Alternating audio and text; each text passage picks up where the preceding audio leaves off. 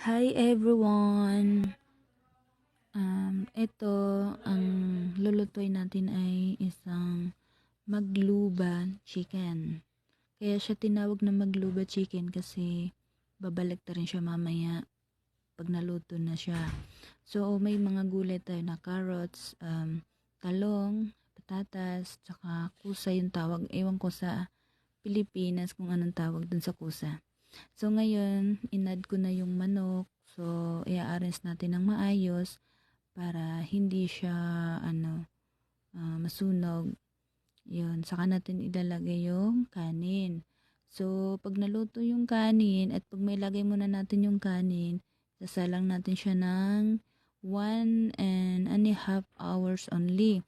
Kasi naisalang ko na yung kanin. So, hihinhinan na lang natin hanggang sa paalis na yung order ko.